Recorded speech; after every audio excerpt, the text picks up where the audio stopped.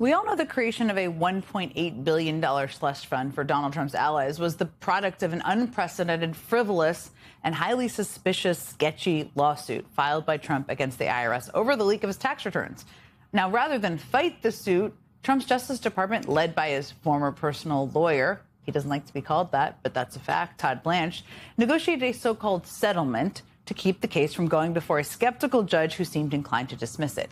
It has all the hallmarks of a backroom deal. And tonight, there's even more evidence to suggest that Trump's lawsuit would have been laughed out of court had the DOJ actually stood up for the American taxpayers who are now footing the bill. Remember, Donald Trump filed his lawsuit against the IRS earlier this year, back on January 29th. And keep that date in your mind, because in his lawsuit, Trump claimed that he first discovered that his taxes had been improperly accessed exactly 2 years earlier than that, very same day, January 29th of 2024. So why is that date important? Well, it's important because the law governing the unauthorized inspection or disclosure of taxpayer information has a statute of limitations of 2 years, meaning you can only sue within 2 years after discovering that your private tax information has been breached. So given that 2-year deadline, it's pretty incredible that Trump filed his suit just under the wire exactly 2 years to the day before that statute of limitations would have run out. Pretty convenient, right? Except new evidence is now emerging that suggests that Trump knew his tax returns had been improperly accessed months earlier than he claimed in that lawsuit. You see, when the IRS contractor charged with improperly accessing and leaking his returns pleaded guilty back in October of 2023, Trump's personal lawyer, Alina Habba, remember her, was at the courthouse. And here's what she had to say. When you see how differently people are treated, it's wrong, and there's no place for it. One felony count for releasing a sitting president's and candidates' tax returns months before an election to the New York Times. We just learned that inside. And then releasing thousands of other people's tax returns a year later. There's no place for that. And this guy has one felony charge. That was Donald Trump's own lawyer, Alina Habba, publicly acknowledging that her client was a victim of the IRS contractor who leaked his taxes. She said that in October of 2023. That's when that video was from. 3.5 months before the date that Trump now claims he first learned about it. And that, of course, would mean the statute of limitations should have expired long before Trump actually filed his lawsuit against the IRS in January. So the fact of the matter is, as ridiculous as Trump's new slush fund is, as offensive as it is, as crazy as the reactions from all the rioters are, the pretext that the Justice Department used to create it was just as BS, full of it. Joining me now is New York Congressman and former federal prosecutor Dan Goldman. Okay. There is a lot to say about this slush fund, but I just want to start with this very specific detail. It feels like there is clear evidence here that it was outside of the statute of limitations. I mean, we just showed the Alina Habba video there. This is something that was in a letter Congress also sent, Democrats in Congress also sent, making this point. Now that there is a settlement, though, legally, is there anything that can be done about that fact? Well, the interesting thing about the settlement is that it's not really a settlement of the lawsuit. What they did is because they realized that 2 days later, the judge was going to dismiss the case because the parties were not adverse to each other. Donald Trump, under his own theory of being king, controls the IRS and the Department of Justice and is the plaintiff.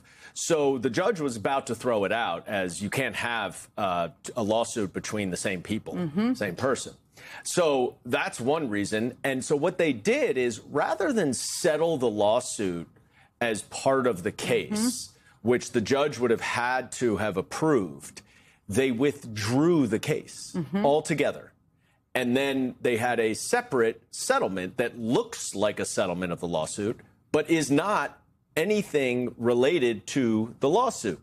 And so they obviously did that because this was all a ruse to begin with. It was all a manufactured mechanism to try to justify the creation of a slush fund, and now we know the ability for Donald Trump to exempt himself from any IRS audits, just to create the pretext or the ruse of having a reason for a settlement. So now the statute of limitations is an additional reason why the Department of Justice committed malpractice by not defending this case and not aggressively defending it, and instead agreed to a $1.8 billion slush fund of American taxpayer money for a case that they would have won in any which different way.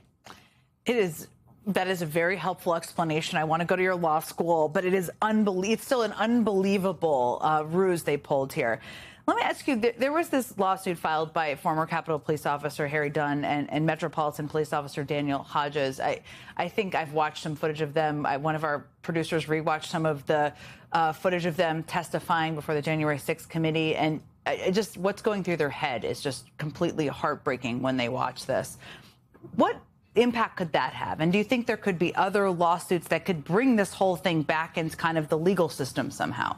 Yeah, I think that is a different way. And, I've gotten to know the two of them as well as Sergeant Gonell and Michael Fanone over the years. And you can just imagine the constant ripping off of the Band-Aid for them as Trump pardons all of the people that assaulted them and almost killed Michael Fanone and has now rendered Sergeant Gonell unable to work.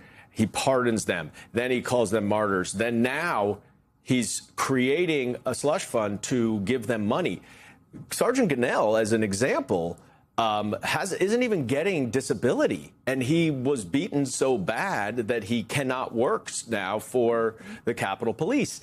So you have these guys who actually are victims of a crime, and that Donald Trump is so intentionally whitewashing and brainwashing people into believing him when we saw the opposite.